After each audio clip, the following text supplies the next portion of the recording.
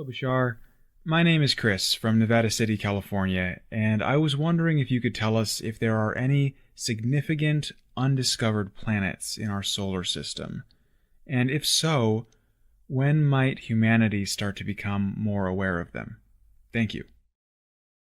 Yes, there are, but they have extremely elliptical orbits that are outside the plane of the ecliptic, and therefore they are very hard to see. So you have to look almost knowing where to look in order to see them, but you'll find them eventually. There are 3 more. The idea is that they will usually all be found within the next 50 of your years, as we read your energy now. Hi, Bashar. Good day. Good day. This is amazing. Thank you for this opportunity. It is our passion and our pleasure. Yes, I know. I actually wanted to talk to you about several things, actually just about my life. Yes. It's a bit emotional. Oh, all right. So 2 months back, something really nasty happened, and it had a big influence on my family, on me. Yes. And I discovered a whole lot of things. So I realized that on a daily basis, I actually go from density to density, and it all has to do with the way I look at things. Yes, of course. Yeah, of course, but it was not so clear to me that it's simply so easy. Yes. So I said to myself, okay, you are part of this. You also created this. So what's the present? What's the present this is bringing you? And then everything shifted, and inside me, everything shifted. So my sadness, it was gone. I was back in my heart. But then I said, okay, this is probably what Bashar is always talking about going to another Earth, parallel realities, and things. And then I said, okay, but if I'm on another Earth, why does my outer reality still stays the same? But it's not the same. It's not the same. Okay, but when it's the same in my head then probably. And that's all it is. Yes. So when I come into this room, in my head, I know there are several things in this room. Yes. And that's why it stays the same. So if when I can bring myself to the belief that... One moment. Yeah. There is a joke that exists on your planet that is a perfect illustration of this idea. The joke is, someone says, I came home one day to find that every single thing in my house had been stolen and replaced with an exactly identical copy. Do you understand? It may look the same, but it's not the same. Yeah. This is so amazing, because I have apparently this little voice in my head that tells me the same thing, but I'm not allowing myself to believe my inner knowing. Yes. Well, there you go. You've solved your issue. Yeah. Now all you have to do is find the belief system that keeps you from knowing what you say you do in fact know. It seems that I'm not allowing it, because Why not? Yes. Well, I don't know. Well, yes, you do. Because you just have to ask the right question of yourself. And that question usually is, if I allowed myself to know this is true, what am I afraid of? What am I afraid of? Yes. If you allowed yourself to know these things, what are you afraid will happen? Are you afraid you'll be thought of as crazy? Are you afraid you will lose people in your life? I think that I might be holding on to to my childhood, because I wanted to ask you, what is the highest perspective that my parents, and then especially my mother and I, chose to be in each other's life this lifetime? Because I think this is a huge part of everything in my life. Yes, well, the question is, what would you otherwise not have learned had you not been in each other's lives? But can it be that simple that what she did was reject me in every way? But I didn't realize that I was rejecting myself. Well, there you go. That's one lesson you have learned because of the situation that you agreed to participate in. But that's what we do as humans. No, that's what you do when you learn to do those things. It is not natural to humans to be that way. It's a learned experience down through the generations. It's not done just because you're human. Oh, but maybe I didn't express myself. How can wait, where was I? The idea that you are talking about is something that certainly has become a habit in human society. What I'm saying is it's not your natural state to reject each other. No, but I have been canceling out this natural state since my childhood. That's the truth. Yes. So you gave yourself something to change, something to transform, something to learn how to transform. Most of you don't understand this. You give yourself certain experiences of darkness so you can learn to transform the darkness into light, because there are much bigger things coming up in the future that you will have to have had the practice transforming those personal things in order to be able to transform larger collective things in the future. And is this because I'm holding on to childhood stuff that I'm afraid of my power? Because I think that we humans have a whole lot of power.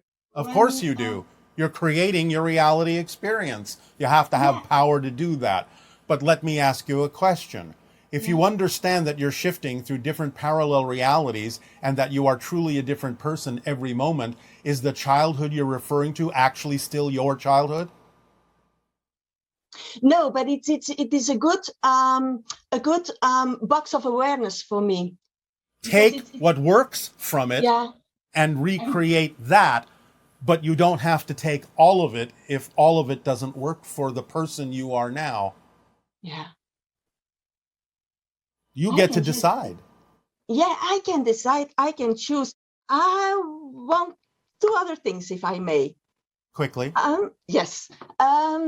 Cats can come back. That's my experience. One of my cats died, and she came back. It's not exactly, no, she didn't come back. But it's a part of her. The energy connection may be very similar, but it's not the same cat. It's not the same cat. She's not the same, but there were different things. It's a whole story, and we don't really have time. But the cat that you have is reflecting certain similar vibrational frequencies to your other cat for a variety of purposes, one of which would be to recognize that that frequency is back in your life. That's why you think it's the same cat, but it's the same frequency. Yeah, okay. And then the guidance from our body is something that is really fascinating. Yes. So when I'm not willing to stand in my power, I have trouble with my feet and my legs. Would you agree? Yes. So really, that's simple. It is. It's one of the things we have been saying for 38 years on your planet. It's simpler than you think. Thank you for your recognition. Yeah, and it's up to me to really accept it and live it. It is. That's what I'm here to do. It's not up to anyone else. Oh, that's so great, so great, so great. Okay, and when I feel, very last question, when I feel tension in my body, it can be just as simple as a part of me that is saying, hey, you're leaving yourself again. Go back to your heart.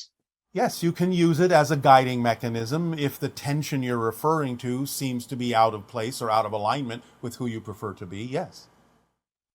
this is so amazing. So I am really right on. Oh, great. Thank Great. you. This is amazing. Thank you, Bashar. Thank you. You are Thank you so welcome. much. You are welcome. Bye-bye. Bye-bye. Bye-bye. Hello, Bashar.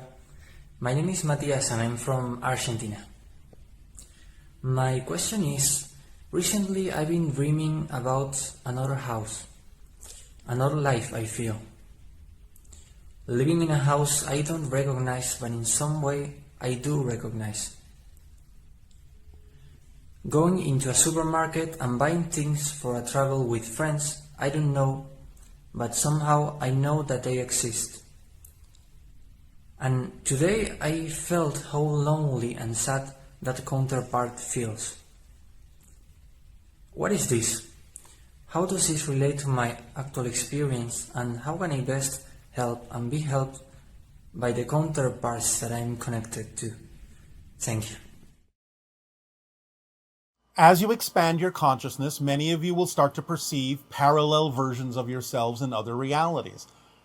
The ones that you may feel need help, need assistance, you can become their mentors. You can send them positive energy. You can inspire them by sending different kinds of thoughts or examples of your own life along the energetic connection you may have to them. And therefore, it may help them brighten their own reality up. For those you feel you can learn something from, you can download information and experience along those energetic connections that you all make to a variety of versions of yourselves in different parallel realities. But being more aware and experiencing more viscerally the different parallel realities is one of the symptoms, shall we say, of the expansion of consciousness at this time. Hi, Bashar. And to you, good day. It is wonderful to be here with you today. Thank you so much. And thank you as well for the co-creation. I have two topics that I would like to touch upon today. And the first one being the inner child. Yes. During the months of COVID, I did lots of deep dives into my own inner child work, read lots of books, listened to lots of people. This past March, during your transmission, you touched upon childhood trauma and the inner child. And after that, I needed to put all my work away. I needed to reevaluate, reassess. So my questions to you today are not about recreating childhood trauma in the present moment. It's about the relationship that I feel that I formed speaking to my inner child through dialogue, whether written, verbal, or mental. Yes. So when I would feel emotion, I would recognize whatever I recognize, and then I would turn my attention inward and have a dialogue with what I perceive to be that little girl within me. All right. So my questions for you today are, who is it that I am really speaking to? What am I actually doing when I am in this practice? And why does it feel so good to acknowledge her insecurities or her fears? Because you can't invalidate any portion of your own consciousness. She is a portion of your consciousness. In the same way, to use a crude analogy, that the child you were in kindergarten is still a piece of you. Even though you have grown into an adult, you don't necessarily think like her anymore. You don't act like her anymore, at least not all the time. But the idea is that you have gone beyond her, but you still contain her. So you're speaking to another aspect of your own consciousness. And because you acknowledge it, because you support it, because you listen to it, because you dialogue with that aspect of your being and don't invalidate it, it allows you to operate more as a whole person between all of the different aspects or portions or reflections that exist within you.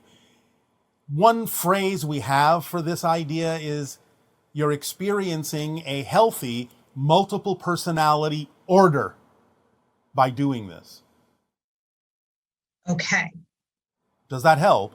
It does help. So this is a good service that I'm offering myself and or my clients by doing this practice of turning my attention inward and dialoguing with an aspect of myself. Yes, if it is your passion to do it that way, then it's absolutely what you need to be doing. Okay. And what about these experts who talk about reclaiming our childhood? What would you say to that? Well, it depends on what they mean by that phrase.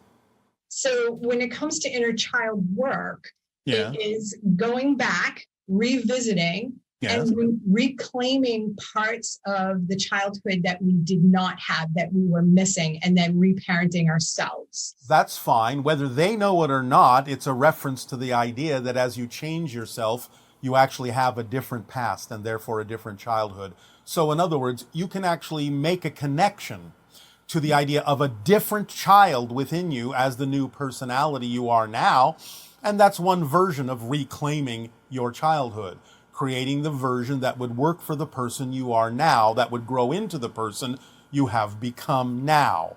So different people may mean different things by that phrase, and we can't necessarily attest to the idea that they all think the way we have just described, but nevertheless, that's one way of looking at it. Great. Well, thank you so much, Bashar, for answering my questions, and thank you for this beautiful co-creation. Thank you for asking them. Good day. Good day. Hi Bashar, this is Rokas from Lithuania. I'd like to ask you, when we are going to go through the life review, if we choose to do that after death, will we review the history that we remember at the moment of dying, or will we review all the different histories that we have gone through and shifted through our lifetime? Whatever is relevant for the theme you are exploring. It might be what appears to be a single history. It might be a multitude of them. Whatever is relevant for the theme you are exploring and what will advise you best and inform you best for the choices that you will next make. Hey there. Hey, Bashar. Good day. Good day. First of all, it's an honor to meet you. Thank you and Daryl for doing all the work that you are doing. Our passion and our pleasure. I have a few topics, so let's just dive right into it. First, I want to first ask you questions about, more about yourself and the Sasani. Yes. I know that you followed in the footsteps of your father, right, to become a contact specialist. Yes. What drove you to do that, and what other sort of career paths or life paths are available on your planet? Well, many. I am also a sculptor. That's part of my passion, expression. An explorer in general, in pure form. That's also part of my passion. And there are many other kinds of artistic or exploratory endeavors or encounters that can be had. Some people are directly, literally, living among other civilizations that are not our own to learn from them in a variety of ways. In the same way that you might visit a different country and live among the people there to pick up on and understand more clearly their ways of doing things, their expression of creation. There are many things that we can do. Gotcha. So it's all really driven by sort of whatever is exciting, whatever is creative. Whatever is the key frequency of our being at any given moment, yes. You've channeled for over 30 Earth years through Daryl, and what's been your experience of that passage of time? Is it the same length, or is it more sort of, compressed? It's much more compressed. A conversation we may have with you today and a conversation we may have with you a year from now in your time may actually, from our perspective, be back to back. Mm. It just depends on what is necessary for our understanding of the content of the conversation. Sometimes there may be a need to understand that time has passed in your experience. Sometimes there may be no need for that at all. Interesting. Okay. And then how many other, contact specialists are in contact with people on Earth right now? It fluctuates, but the average is around 150 from our civilization. Oh, wow. And then there's others from the IL and other civilizations as well. Yes. Gotcha. Interesting. Okay, so on your planet, you had the Shakana experience, right? Yes. And before that experience, what was the civilization like? Like, for example, did you have money? Like, what was life like? We've never really had money. We had much more of a head start evolutionarily than you have. But the idea is that we still had the experience of negativity. We still had some experience of disease and separation and so on and so forth. But we got to a point where the scales were tipped by the majority of the energy focusing in a more positive direction, which then brought about the reflection of the Shekinah experience for all, who at least were open and willing to experience it that way. Those that did not, those that had another path, instantly disappeared from our civilization. When you say instantly disappeared, what do you mean by that? They shifted to another reality where we could no longer perceive them. I see. Gotcha. Fascinating. Okay.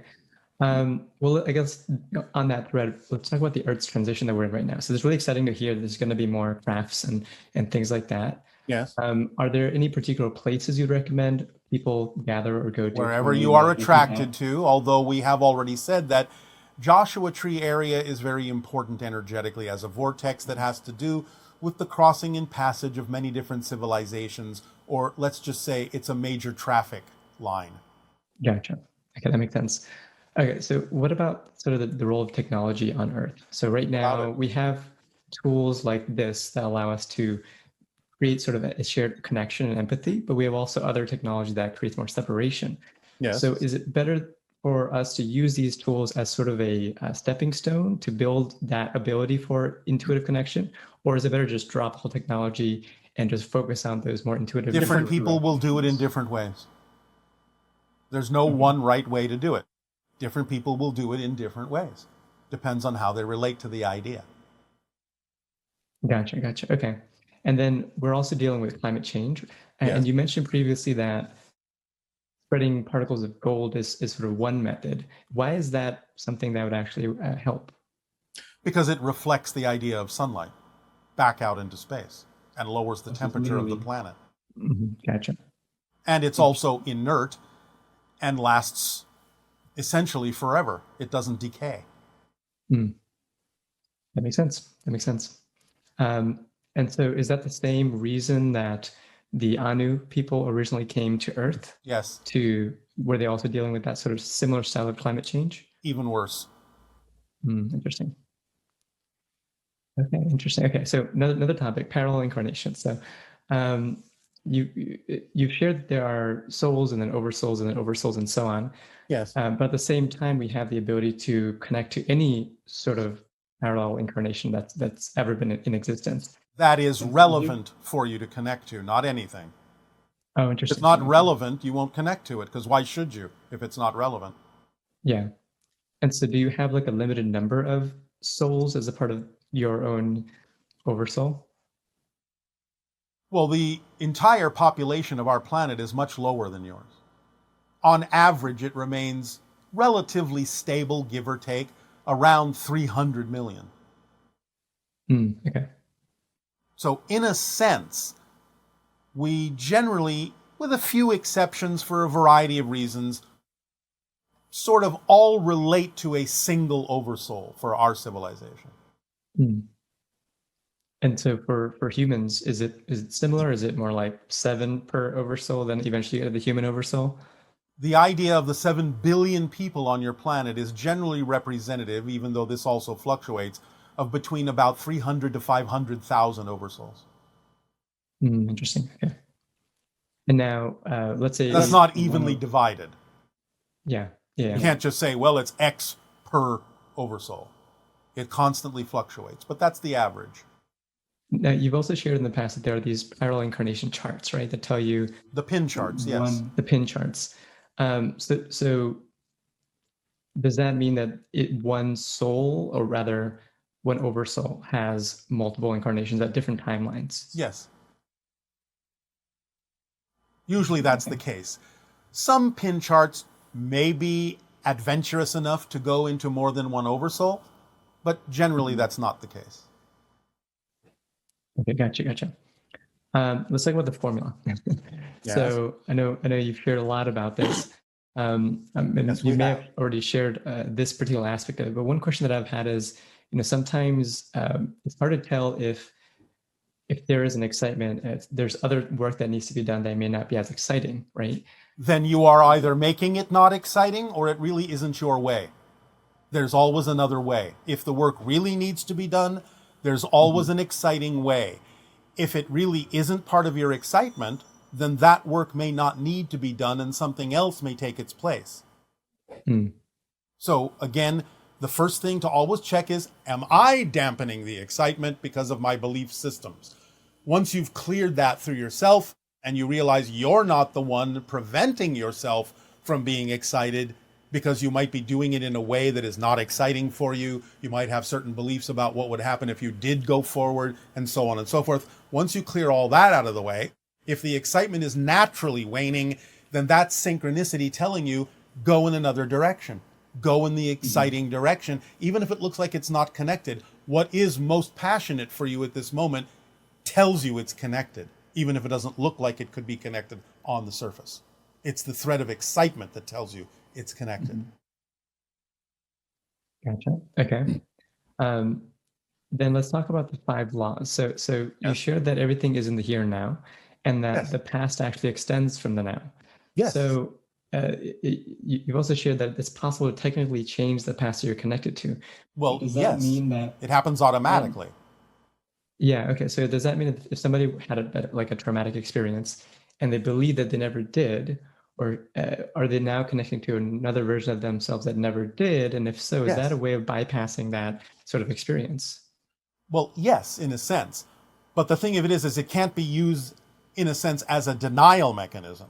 It actually has to be truly an understanding that you are truly a different person and that the so-called other past has nothing to do with who you are now. Mm-hmm. It can't just be used as a denial or a glossing over mechanism. Oh, well, I'm different, so now I have to pay attention to the fact that I'm still creating all these negative beliefs based on the idea of an experience that happened in childhood. Can't be that. Can't ignore what you're creating in the moment. But if you're truly changing, this is what we often refer to as the 13th step. You really have a deep experiential understanding that you are a new person. And many times when you really understand and experience that you are a new person, though there may be some reasons to still refer to the past belonging to the other person, that quote unquote you used to be, very often when you really are a new person, there's nothing to remember because it doesn't relate to you anymore. That's gonna be my next question. So if you are truly that new person, you don't even remember being that old person. In many cases, correct. And so in a way, as you're growing, you may not even be aware that you're growing. Well, you'll be aware in some sense, but it may not be that way. Hmm. You'll always have some sense of measure of change, but it may not be that particular technique that you use. Interesting. Okay. That's very fascinating. And then my last question is, when folks are doing meditation, when they're doing something like Vipassana, we're able to get into these more expanded states of being. Yes. What exactly is that? And then what do you mean, what exactly is that? You're aligning with more of yourselves, more of the parallel realities, more of creation. You're expanding your consciousness to be more aware of the connections you already have. It's a meditation technique. It's a permission slip like anything else. Some people will find it valuable and some people will find other things. Gotcha. Awesome. All right. Awesome. Yeah. Thank you so much. Thank you. Good day. Good day.